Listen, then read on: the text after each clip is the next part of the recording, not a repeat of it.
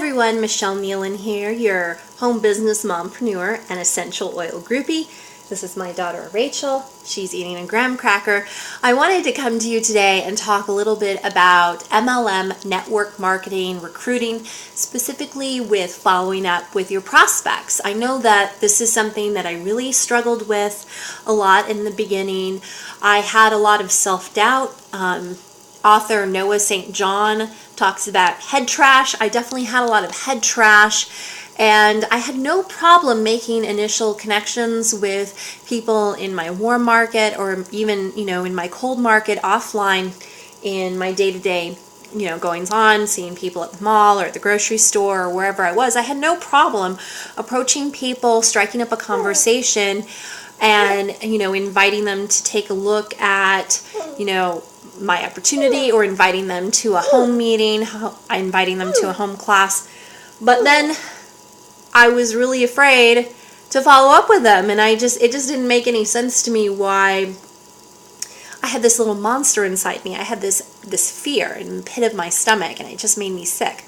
And it really did kind of damage my business in the beginning. I really struggled with it, so I didn't do a lot of follow-up, or I was really late in following up. I didn't follow up in a timely fashion, and my business really struggled. So definitely learn from my mistakes and don't do that. So here's some ideas, some thoughts I just had.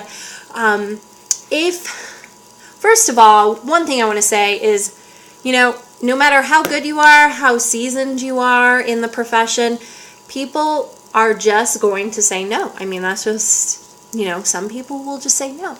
Some people will say yes to viewing your presentation or to coming to your home meeting, and then they just don't show up. And you're racking your brain, why did this happen? Why did this happen? Truth is, it just happens. Maybe you could have done a little bit better of a job building rapport initially with them. Maybe they're just not ready, and they just don't have that desire for change in their life, or desire to change for the product that you offer, right? Maybe they saw the presentation, saw you at your home meeting, but it just didn't excite them. So that's something maybe you could go and look back on. Maybe ask your upline, what presentations are they using? If they're using an online video presentation or a webinar, find out what is the best one that your company is using for the most success. Maybe they just don't have the guts to tell you that they're not interested.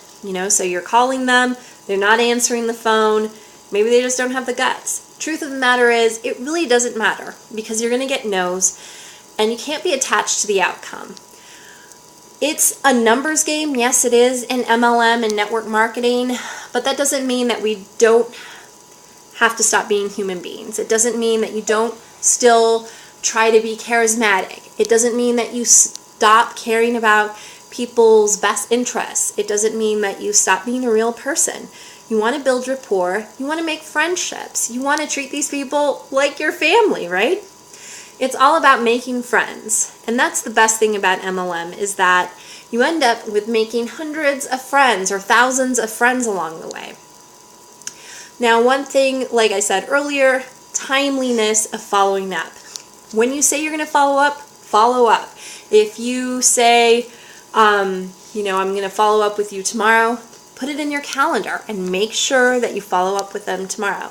And if you are like me and you struggle with it and you're kind of filled with self-doubt, well, do it first thing in the morning. Brian Tracy, he's a business guru. He says, eat that frog, meaning if it's the grossest, ugliest frog, you want to eat it first in the morning. You want to do it first. You want to get it out of your way so you don't procrastinate, so you don't think about it all day.